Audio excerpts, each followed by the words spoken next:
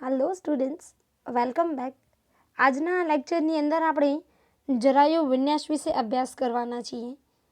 હવે આપણે આ જરાયુ વિન્યાસ એટલે શું એ જોઈએ એનાથી પહેલાં ફરી પાછું જે આપણે લાસ્ટ લેક્ચરની અંદર સ્ત્રીકેસરની રચના જોઈ હતી એ એક વખત યાદ કરી લઈએ।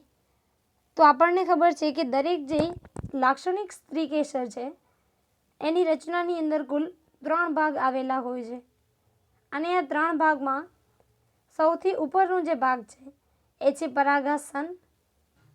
ત્યારબાદ આ જે નલિકા જેવો ભાગ છે એને આપણે કહીશું પરાગ નલિકા અને ત્યારબાદ આ સૌથી છેલ્લે થોડોક ફૂલેલો ભાગ છે એને આપણે કહીશું બીજાશય। અને આ બીજાશય જે છે એની અંદર ઘણા બધા અંડકો ગોઠવાયેલા હોય છે।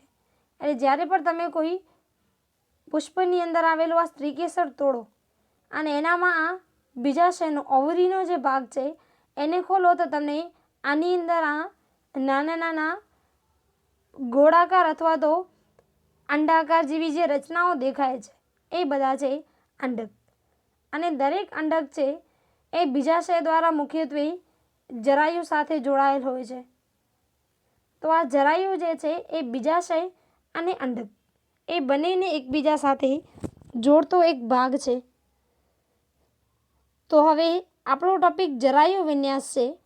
તો આ જરાયુ વિન્યાસ એટલે કે સ્ત્રીકેસરનો આજે સૌથી નીચેનો ફૂલેલો થોડોક ભાગ કે જેને આપણે બીજાશય કહીએ છીએ એ બીજાશયની અંદર અંડકો કઈ રીતે ગોઠવાયેલા છે એટલે કે ટૂંકમાં બીજાશયની અંદર અંડકોની ગોઠવણી એને આપણે કહીશું જરાયુ વિન્યાસ।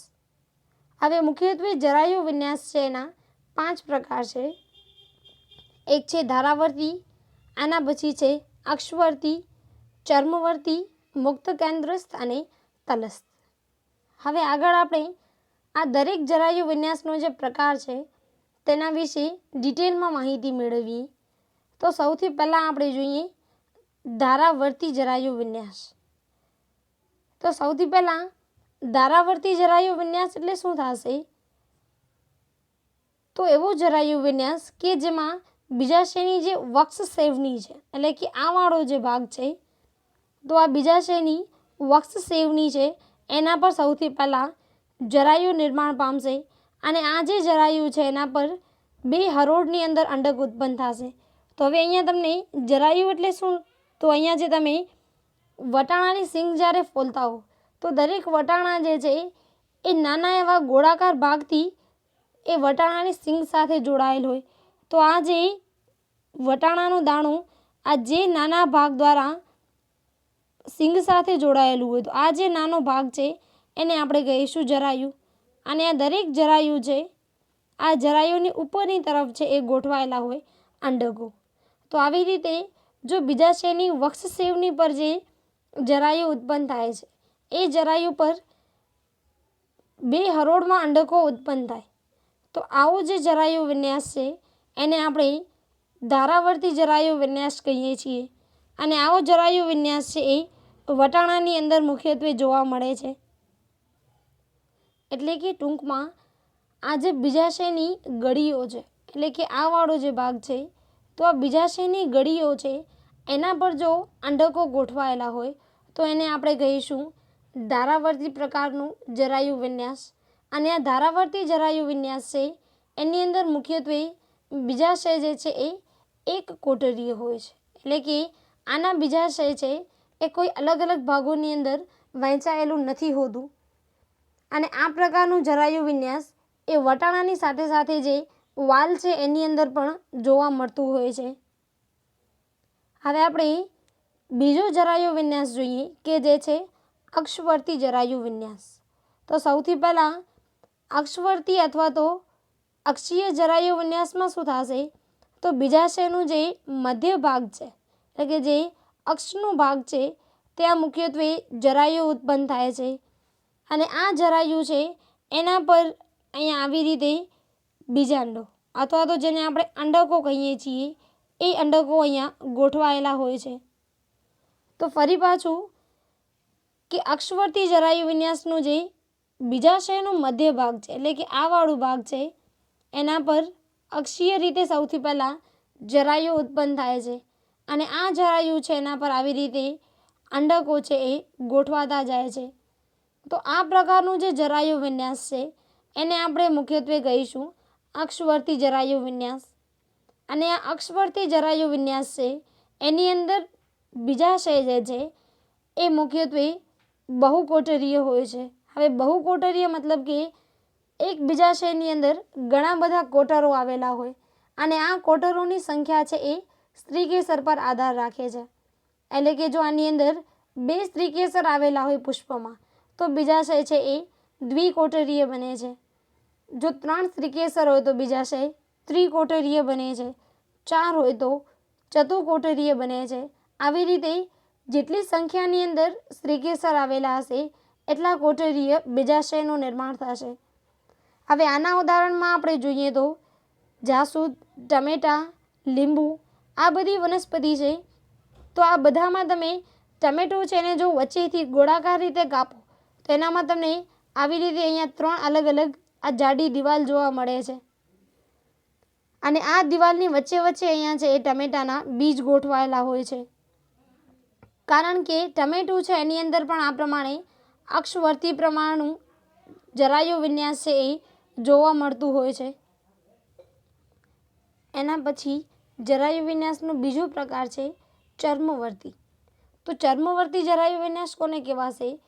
તો જે જરાયુ વિન્યાસમાં અથવા તો જે બીજાશયની અંદર અંડકો જે છે એ જે બીજાશયની અંદરની દિવાલ છે એ અંદરની દિવાલ ઉપરથી અથવા તો એ બીજાશયનો જે પરિઘવર્તી ભાગ છે એના ઉપર ગોઠવાયેલા હોય તો એવું જે જરાયુ વિન્યાસ છે એને આપણે કહીશું ચર્મવર્તી. જેમ કે અહીંયા તમે જોવો છો તો આ બીજાશયની અંદરની તરફની દિવાલ છે આ. તો હવે આ જે બીજાશયની અંદરની દિવાલ છે એના ઉપર અહીંયા આવી રીતે અંડકો ગોઠવાયેલા હોય છે. આ ફરી પાછી બીજાશયની અંદરની દિવાલ છે અને હવે આ જે અંદરની દિવાલ છે એના પર આવી રીતે અહીંયા અંડકો ગોઠવાયેલા હોય છે. એટલે આપણે આ પ્રકારનું જે જરાયુ વિન્યાસ છે એને ચર્મવર્તી પ્રકારનું જરાયુ વિન્યાસ કહીએ છીએ. હવે આ ચર્મવર્તી જરાયુ વિન્યાસ છે એનામાં શું થાય છે કે મુખ્યત્વે બીજાશય છે એ એક કોટરીય જ હોય છે. પરંતુ આ બીજાશયની અંદર ઘણી વખત કૂટ પટ અથવા તો કૂટ પડદાનું નિર્માણ થાય છે. હવે અહીંયા કૂટ પટ મતલબ કે જે ખરેખર ઉત્પન્ન નથી થતું પરંતુ કેટલાક દ્રવ્યો અથવા તો ભાગો છે એ ભેગા મળી અને ખોટા પટલનું નિર્માણ કરે છે જેને આપણે કહીશું કૂટપટ. તો આ કૂટપટના નિર્માણના લીધે છે એ બીજાશય દ્વિકોટરીય બની જાય છે. એટલે કે એનું બીજાશય છે એ 2 અલગ અલગ કોટરની અંદર વિભાજિત થઈ જાય છે પરંતુ ખરેખર તેનું જે બીજાશય છે એ એક કોટરીય હોય છે. તો આવી રીતે બીજાશયની અંદરની દિવાલ પરથી કે એનું જે પરિઘવર્તી ભાગ છે ત્યાંથી જો અંડકો ઉત્પન્ન થતા હોય તો આ પ્રકારનું જે જરાયુ વિન્યાસ છે તેને આપણે કહીશું ચર્મવર્તી પ્રકારનું જરાયુ વિન્યાસ. અને આવું જરાયુ વિન્યાસ છે એ મુખ્યત્વે દારૂડી અને રાઈ જેવી જે વનસ્પતિ છે એની અંદર જોવા મળે છે. એના પછી જરાયુ વિન્યાસનો બીજો પ્રકાર છે તલસ્થ જરાયુ વિન્યાસ. તો હવે તલસ્થનો મતલબ થશે કે તળિયું, તલભાગ. તો જે જરાયુ વિન્યાસમાં બીજાશયના તલભાગે જે જરાયુ આવેલું છે એના ઉપર જો અંડક ગોઠવાયેલું હોય તો આવો જરાયુ વિન્યાસને આપણે કહીશું તલસ્થ પ્રકારનું જરાયુ વિન્યાસ. જેમ કે અહીંયા તમે જોશો તો આ આખું જે બીજાશય છે આ બીજાશયનું જે આ તલસ્થ ભાગ છે એટલે કે અહીંયા નીચેની તરફથી આ જરાયુ ઉત્પન્ન થશે અને આ જરાયુ જે છે એ જરાયુ પર અહીંયા ઉપરની તરફ માત્ર એક જ અંડક ગોઠવાયેલું છે. તો આવી રીતે જો બીજાશયના તલસ્થ ભાગે માત્ર એક જ અંડક ગોઠવાય તો એને આપણે કહીશું તલસ્થ પ્રકારનું જરાયુ વિન્યાસ. અને આવું જરાયુ વિન્યાસ છે એ મુખ્યત્વે સૂર્યમુખી અને ગલગોટા જેવી જે વનસ્પતિઓ છે એની અંદર જોવા મળે છે. હવે એના પછી આપણે જરાયુ વિન્યાસનો છેલ્લો પ્રકાર જોઈએ તો એ છે મુક્ત કેન્દ્રસ્થ. તો હવે અહીંયા મુક્ત કેન્દ્રસ્થ પ્રકારનું જરાયુ વિન્યાસ એટલે શું થશે કે અહીંયા જે અંડકો છે એ અંડકોમાં મુખ્યત્વે કઈ રીતે ગોઠવાશે, તો બીજાશયનું જે મધ્ય અક્ષ અથવા તો જે મુખ્ય ધરી છે એના ઉપર જે જરાયુ ઉત્પન્ન થાય છે એ જરાયુમાં અહીંયા અંડકો ગોઠવાયેલા હોય છે. અને હવે અહીંયા આખું બીજાશય છે એની અંદર ક્યાંય પણ કોટર છે એ હાજર નથી હોતા, એટલે કે એનું બીજાશય છે એ કોટર વગરનું હોય છે. એટલે આપણે આવું જે જરાયુ વિન્યાસ છે એને મુક્ત કેન્દ્રસ્થ કહીએ છીએ, કારણ કે આનું જે બીજાશય છે એ પડદાથી મુક્ત હોય છે. હવે અહીંયા આકૃતિમાં આ જે અહીંયા પડદો અથવા તો આ દિવાલ છે તમારે નથી જોવાની. આની અંદર મુખ્યત્વે શું થશે, તો આ મુખ્યત્વે પુષ્પનો બીજાશય છે, તો આ એનો મધ્ય ભાગ જે છે ત્યાંથી જરાયુ ઉત્પન્ન થશે. અને આ જે જરાયુ છે એ જરાયુ પર મુખ્યત્વે આવી રીતે અંડકો ગોઠવાતા જશે. તો આવી રીતે પડદા વિહીન બીજાશયની અંદર જો મધ્ય અક્ષમાં જરાયુ ઉત્પન્ન થાય અને એના ઉપર જો અંડકો ગોઠવાતા જાય તો એને આપણે કહીશું મુક્ત કેન્દ્રસ્થ પ્રકારનું જરાયુ વિન્યાસ. અને આ પ્રમાણમાં અંડકો જે છે એ મુખ્યત્વે બીજાશયના તલભાગેથી ઉત્પન્ન થવાનું શરૂ થાય છે અને પછી તે ધીમે ધીમે આગળ વધતા હોય છે. અને આ મુક્ત કેન્દ્રસ્થ પ્રકારનું જે જરાયુ વિન્યાસ છે એ ડાયન્થસ અને પ્રાઇમરોઝ જેવી જે વનસ્પતિ છે એની અંદર જોવા મળતું હોય છે. તો અહીંયા જે જરાયુ વિન્યાસ છે એ પૂર્ણ થાય છે. એના પછી આપણે જોઈએ તો એ છે સપુષ્પી વનસ્પતિનું અર્ધપ્રવિધીય વર્ણન. હવે આ ટોપિક જે છે એ આપણા સિલેબસમાંથી અત્યારની પરિસ્થિતિમાં કાઢી નાખ્યું છે, પરંતુ એના પછી જે 2 કોડ આપણને ભણવાના છે એના માટે આ જે અર્ધપ્રવિધીય વર્ણન છે એ આવડવું ખૂબ જરૂરી છે. એટલે આપણે આ જે પુષ્પોનું અર્ધપ્રવિધીય વર્ણન છે એ પહેલાં સમજી લઈએ. તો મુખ્યત્વે અર્ધપ્રવિધીય વર્ણનમાં શું થશે, તો પુષ્પના જે કંઈ પણ ભાગો છે એ ભાગોને આપણે સંક્ષિપ્તમાં દર્શાવીએ તો એને આપણે કહીશું પુષ્પનું અર્ધપ્રવિધીય વર્ણન. હવે એનામાં પુષ્પના જે દરેક ભાગો છે એના માટે અલગ અલગ સંલગ્નતા આપી છે અથવા તો અલગ અલગ સંજ્ઞાઓ આપી છે અને કઈ રીતે જોડાયેલા છે, મુક્ત છે, બીજા કોઈ ભાગો સાથે જોડાયેલા છે કે નથી. તો આ બધી જ જે રચનાઓ છે એના માટે અલગ અલગ સંજ્ઞાઓ આપેલી છે. એ સંજ્ઞાઓ આપણે જોઈએ તો સૌથી પહેલાં આપણે પુષ્પમાં સૌથી બહારનું જે ચક્ર જોવા મળે છે કે જેને આપણે કહીએ છીએ વજ્રચક્ર. અને હવે આ વજ્રચક્ર છે એ આપણને ખબર છે કે વજ્રપત્રોનું બનેલું હોય. તો આ જે વજ્રપત્રો છે એના માટે આપણે સંજ્ઞા વાપરશું કે. તો હવે આ વજ્રપત્રો છે એ મુખ્યત્વે કેટલી સંખ્યામાં હાજર છે એ પણ આપણે દર્શાવીએ. સપોઝ કે આ જે વજ્રપત્રો છે એ 5 છે તો આપણે અહીંયા લખશું K5. તો જ્યારે પણ K5 સંજ્ઞા લખેલી હોય એનો મતલબ થશે કે પુષ્પની અંદર 5 વજ્રપત્રો છે. અને હવે આપણે વજ્રપત્રની અંદર પણ ડિટેલ જોઈ હતી કે આ વજ્રપત્રો જે છે એ એકબીજા સાથે જોડાયેલા છે કે એકબીજાથી મુક્ત છે. તો જો વજ્રપત્રો એકબીજાથી મુક્ત છે તો એને આપણે આ પ્રમાણે K અને એની નીચે 5 આવી રીતે દર્શાવશું. અને જો આ 5 વજ્રપત્રો જે છે એ એકબીજા સાથે જોડાયેલા હોય તો આ જે જોડાયેલા વજ્રપત્રો છે એને આપણે મુખ્યત્વે દર્શાવીશું K(5). તો આનો મતલબ થશે કે આના જે 5 વજ્રપત્રો છે એ એકબીજા સાથે જોડાયેલા છે. અને જો કૌંસની બારે 5 લખેલું હોય એનો મતલબ કે આ પુષ્પોમાં જે 5 વજ્રપત્રો જોવા મળે છે એ એકબીજાથી મુક્ત છે. એના પછી આપણે જોઈએ પુષ્પોનું બીજું ચક્ર એ છે દલચક્ર. અને આ દલચક્ર જે છે એ બનેલું હશે દલપત્રનું. તો દલપત્ર જે છે એને આપણે કોરોલા તરીકે પણ ઓળખીએ છીએ. તો આ કોરોલા છે એના પરથી આપણે એના માટે સંજ્ઞા વાપરશું C. અહીંયા વજ્રપત્ર છે ને આપણે કહીશું કેલિક્સ. તો કેલિક્સનું આપણે અહીંયા K સિમ્બોલ રાખશું. એના પછી દલપત્રનું કોરોલા છે એના માટે આ C સિમ્બોલ રાખશું. અને વજ્રપત્રની જેમ જ જો દલપત્રો પણ 5 છે અને એકબીજા સાથે જોડાયેલા નથી એટલે કે મુક્ત છે, તો આપણે આને દર્શાવશું C5 વડે.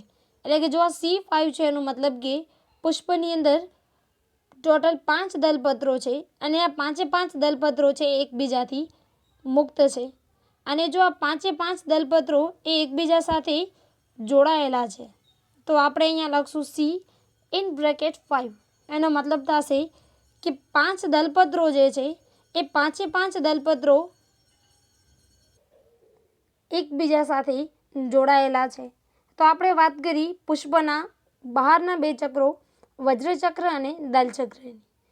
તો આપણે પુષ્પનો અભ્યાસ કર્યો ત્યારે કીધું હતું કે ઘણી વખત પુષ્પો છે એ એવા હોય છે કે જેનામાં આ વજ્રપત્ર અને દલપત્રો છે એ અલગ નથી કરી શકાતા હોતા. તેવા પુષ્પને આપણે પરિપુષ્પ કહીએ છીએ. અને આ પરિપુષ્પના જે ભાગો છે એને આપણે કહીશું પરિપુષ્પ પત્ર. અને આ પરિપુષ્પ પત્રો છે એના માટે આપણે સંજ્ઞા વાપરશું P. તો જો 5 પરિપુષ્પ પત્રો છે અને એકબીજાથી મુક્ત છે, તો એને આપણે દર્શાવશું P5 વડે, એટલે કે કૌંસની બારે 5. અને જો આ 5 પરિપુષ્પ પત્રો એકબીજા સાથે જોડાયેલા છે, તો એને આપણે દર્શાવશું P(5). તો આવી રીતે વજ્રપત્રો માટે મુખ્યત્વે K સંજ્ઞા, દલપત્ર માટે C અને પરિપુષ્પ પત્ર માટે P સંજ્ઞા વાપરીએ છીએ. એના પછી આપણે પુષ્પના બીજા ભાગોની વાત કરીએ તો એનામાં સૌથી પહેલું આવશે નિપત્ર. તો નિપત્ર છે એને ઇંગ્લિશમાં કહેવાશે બ્રેક્ટિયાઈ. તો આ બ્રેક્ટિયાઈ માટે આપણે શબ્દ વાપરશું BR. તો જો આપણે પુષ્પના વર્ણનમાં ક્યાંય BR શબ્દ વાંચીએ એનો મતલબ કે આ પુષ્પ છે એ નિપત્રી પુષ્પ છે. અને જો આ BR સંજ્ઞા જોવા નથી મળતી તો એવા પુષ્પને આપણે કહીશું અનિપત્રી પુષ્પ. એના પછી આપણે એના પ્રજનન એકમની વાત કરીએ તો એ સૌથી પહેલાં આપણે જોઈએ નર પ્રજનન અંગ પુંકેસર. તો પુંકેસર છે એને આપણે કહીએ છીએ એન્ડ્રોશિયમ. એટલે એના માટે આપણે સંજ્ઞા વાપરશું A. તો હવે આ જે પુંકેસર છે એ એકગુચ્છી છે, દ્વિગુચ્છી છે અથવા તો કઈ રીતે ગોઠવાયેલા છે એ પ્રમાણે. હવે સપોઝ કે કોઈ એક પુષ્પની અંદર 10 પુંકેસર છે અને આ 10 પુંકેસર છે એ દ્વિગુચ્છી એટલે કે 2 અલગ અલગ ગ્રુપમાં ગોઠવાયેલા છે. એનામાંથી 9 જે છે એ એક ગુચ્છ બનાવે છે અને એક છે એ બીજું. તો સૌથી પહેલાં આપણે પુંકેસર છે એટલે એની સંજ્ઞા અહીંયા એ લખીશું. એના પછી એના જે 9 પુંકેસર છે એ એકબીજા સાથે જોડાયેલા છે એટલે અહીંયા આપણે લખશું કૌંસમાં 9 પ્લસ આની અંદર એક પુંકેસર છે એ મુક્ત છે. તો આવી રીતે એવું પુષ્પ કે જેના પુંકેસરો 9 ભેગા અને એક છૂટું એવી રીતે આવેલા છે, તો એને આપણે દર્શાવશું અહીંયા (9 + 1).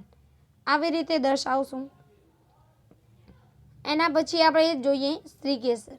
તો સ્ત્રીકેસર છે એના માટે આપણે સંજ્ઞા વાપરીએ છીએ ગાયનેશિયમ. તો આ ગાયનેશિયમ ઉપરથી તેના માટે આપણે G સિમ્બોલ રાખીએ છીએ. હવે આ સ્ત્રીકેસર જે છે એની અંદર જો 2 સ્ત્રીકેસર છે અને બંને સ્ત્રીકેસરો એકબીજાથી મુક્ત છે તો G કૌંસની બારે 2 લખશું. એવી રીતે જો 2 સ્ત્રીકેસર છે અને બંને એકબીજા સાથે જોડાયેલા છે તો લખશું G(2). એના સિવાય હવે સ્ત્રીકેસરની અંદર બીજો ભાગ આવશે બીજાશયનો. તો જો સ્ત્રીકેસરમાં ઉચ્ચસ્થ બીજાશય જોવા મળે છે તો આનામાં આપણે અહીંયા G અને એની નીચે અંડરલાઈન આ પ્રમાણે. એનો મતલબ થશે કે આ પુષ્પનું જે બીજાશય છે એ ઉચ્ચસ્થ છે. એના સિવાય જો બીજાશય છે એ અધસ્થ છે તો એના માટે આપણે G અને એની ઉપર લાઈન કરીશું. તો જો બીજાશય ઉપર છે તો એના માટે આપણે Gની નીચે લાઈન કરીશું અને જો બીજાશય અધસ્થ છે તો એના માટે આપણે Gની ઉપર લાઈન કરીશું. એના પછી છે જો નર પુષ્પ છે તો એના માટે આપણે આ પ્રમાણે સિમ્બોલ વાપરીશું 0 અને એની ઉપર એક તીર. એના પછી જો માદા પુષ્પ છે તો એના માટે રાઉન્ડ અને એના નીચેની તરફ પ્લસની સાઇન. અને એના સિવાય જો પુષ્પો ઉભયલિંગી છે એટલે કે એની અંદર નર પ્રજનન અંગ અને માદા પ્રજનન અંગ બંને જોવા મળે છે. તો અહીંયા રાઉન્ડ અને એની નીચે પ્લસ કે જે માદાનો સિમ્બોલ છે અને ઉપરની તરફ એરો કે જે નરનું સિમ્બોલ છે. તો આ બંને સિમ્બોલ જે છે એ મિક્સ કરી અને આ પુષ્પ છે એને આપણે આ ઉભયલિંગીનો સિમ્બોલ આપીએ છીએ. તો જો નર પુષ્પ છે તો એનામાં રાઉન્ડ અને એની ઉપરની તરફ એરો એટલે કે એવું દર્શાવે છે કે આ પુષ્પ જે છે એની અંદર માત્ર પુંકેસર હાજર છે, એટલે કે તે નર પુષ્પ છે. અને જો માદા પુષ્પ છે તો એને આપણે દર્શાવશું રાઉન્ડ અને એનામાં નીચેની તરફ પ્લસ. તો તે દર્શાવશે કે આ પુષ્પની અંદર માત્ર સ્ત્રીકેસર જોવા મળે છે, એટલે કે તે માત્ર માદા પ્રજનન અંગ ધરાવે છે, એટલે કે તે માદા પુષ્પ છે. એના પછી જો પુષ્પ નિયમિત છે, આપણે પુષ્પના આગળ બે પ્રકાર જોયા હતા, નિયમિત અને અનિયમિત. તે પ્રમાણે જો પુષ્પ નિયમિત છે તો એને આપણે આ રાઉન્ડ કરી અને આ રાઉન્ડ છે એની અંદર પ્લસ આ સિમ્બોલ દ્વારા દર્શાવશું. તો જ્યાં તમને આવી સંજ્ઞા દેખાય તો એનો મતલબ થશે કે આ પુષ્પ છે એ નિયમિત પુષ્પ છે. એના સિવાય જો અનિયમિત પુષ્પ હશે તો અનિયમિત પુષ્પને આ પર્સન્ટેજના સિમ્બોલથી દર્શાવાય છે. તો આપણે જોયું પુષ્પોના અલગ અલગ ભાગો છે એની સંજ્ઞા કઈ કઈ છે. હવે આપણે જ્યારે પુંકેસરનો અભ્યાસ કર્યો અથવા તો પરિપુષ્પ જોયું ત્યારે કીધું હતું કે ઘણી વખત પુંકેસર છે એ આ વજ્રપત્ર અથવા તો જે પુંકેસર છે એ પરિપુષ્પ પત્ર સાથે પણ જોડાયેલા હોઈ શકે. તો સપોઝ કે આપણે એવું પુષ્પ લીધું છે કે જેના 5 પુંકેસરો છે એ એકબીજાથી તો મુક્ત છે પરંતુ તે એના દલપત્ર સાથે જોડાયેલા છે. તો આપણે એને કઈ રીતે લખશું? તો સૌથી પહેલાં આપણે દલપત્રો છે એના માટે સંજ્ઞા વાપરીએ છીએ સી, અને આ દલપત્રો મુક્ત છે એટલે આપણે અહીંયા લખશું C5 કૌંસની બારે, બરાબર. અને એના પછી આપણે બતાડવાનું છે કે આ જે દલપત્રો છે એની સાથે પુંકેસર છે કે જે 5 છે અને મુક્ત છે, એ આ 5 મુક્ત પુંકેસરો આ દલપત્ર સાથે જોડાયેલા છે. તો આપણે આ સંજ્ઞા આ જે ભાગો છે એના પર આવી રીતે લીટી દોરી અને દર્શાવીએ છીએ કે આ જે 5 પુંકેસર છે એ આના આ 5 દલપત્ર સાથે જોડાયેલા છે. એવી જ રીતે જો આપણને પરિપુષ્પ સાથે જોડાયેલા દર્શાવવા હોય તો સપોઝ કે એના પરિપુષ્પો જે છે એ 6 છે અને મુક્ત છે, તો એને આપણે લખીશું અહીંયા P6. અને એના પછી જે આના 6 મુક્ત પુંકેસરો છે એ આ પરિપુષ્પ સાથે જોડાયેલા હોય તો ફરી પાછું આ બંને સંજ્ઞાઓને આપણે આડી લીટી વડે દોરશું. તો આ દર્શાવે છે કે જે બે ભાગો અથવા તો જે બે સંજ્ઞાઓ વચ્ચે આડી લાઈન દોરેલી છે એ આડી લાઈન છે એ આ બંને ભાગો વચ્ચે સંલગ્ન થાય એટલે કે જોડાણ દર્શાવે છે. તો આ બધી સંજ્ઞાઓ છે એનો ઉપયોગ કરી અને પુષ્પો જે છે એમની પુષ્પાકૃતિ દોરવામાં આવે છે. તો આ પુષ્પાકૃતિ આપણે દોરીએ ત્યારે સૌથી પહેલાં છે એટલે કે કેન્દ્રના ભાગે અંદરની તરફ સ્ત્રીકેસર હોય, ત્યારબાદ પુંકેસર, એના પછી આવે એનું દલચક્ર અને સૌથી બારે છે એ વજ્રચક્ર. અને આ જે પુંકેસરનું અને જે દલપત્રોનું જોડાણ છે એ પણ આ પુષ્પાકૃતિમાં દોરવામાં આવે છે. તો આ પુષ્પાકૃતિ જે છે કઈ રીતે દોરાય એ આપણે જ્યારે બે કુળનો અભ્યાસ કરીશું, સોલોનેસી અને લિલિએસીનું, ત્યારે અભ્યાસ કરીશું. તો હવે નેક્સ્ટ લેક્ચરની અંદર આ ચેપ્ટરની અંદર જે આપણા સિલેબસમાં રાખેલા બે કુળ છે સોલોનેસી અને લિલિએસી તેના વિશે અભ્યાસ કરીશું.